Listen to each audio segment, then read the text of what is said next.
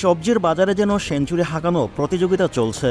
অধিকাংশ সবজি সেঞ্চুরি হাঁকিয়ে ছুটে চলছে ঊর্ধ্বমুখে। কোনোটি হাঁকিয়েছে ডাবল সেঞ্চুরি, এরই মধ্যে সবচেয়ে এগিয়ে আছে কাঁচামরিচ। এই নিত্য পণ্যটি এখন ট্রিপল সেঞ্চুরি পার করে 400 টাকায় উঠেছে। বাজারে এখন 100 টাকার নিচে মিলছে খুব কম সবজি। ভ্যাট দায়মুক্ত থেকে লাভজনক ব্যবসা পরিচালনার বিশ্বস্ত সহযোগী দ্য রিয়েল কনসালটেশন। স্বচ্ছ ভ্যাট আইনে দক্ষ ন্যায্য ভ্যাট প্রদানে। সবজি ব্যবসায়ীরা বলছে সবজির উৎপাদনস্থলেই দাম বেশি।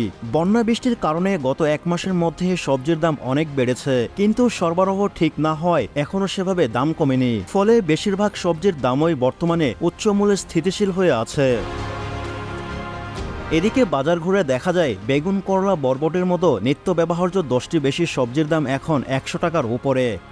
যেমন মানভেদে প্রতি কেজি বেগুন 100 থেকে 140 টাকা এবং বরবটি ও কাকরুল 100 থেকে 120 টাকায় বিক্রি হচ্ছে। অন্যদিকে টমেটোর কেজি 200 থেকে 220 টাকা আর 1 কেজি করলার দাম নেওয়া হচ্ছে 120 থেকে 140 টাকা। এভাবে গাজর, শসা, পেঁয়াজের কেজি 100 টাকার উপরে। এছাড়া ঝিঙে ও ঢেঁড়সের দাম 100 টাকার আশেপাশে। আর প্রতি কেজি কাঁচামরিচ এখন 400 টাকায় বিক্রি হচ্ছে।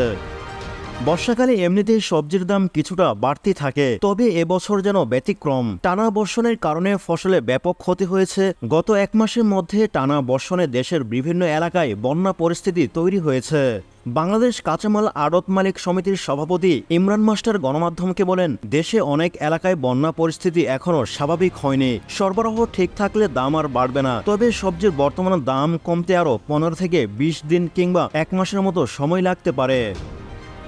সরকারি হিসেবে দেশে 3 মাস ধরে খাদ্যর মূল্যস্ফীতি 10% উপরে রয়েছে। অর্থাৎ খাদ্যপণ্য কিনতে গত বছরের চেয়ে 10% বেশি খরচ হচ্ছে। কিন্তু খরচের তুলনায় আয় বাড়েনি সাধারণ মানুষের।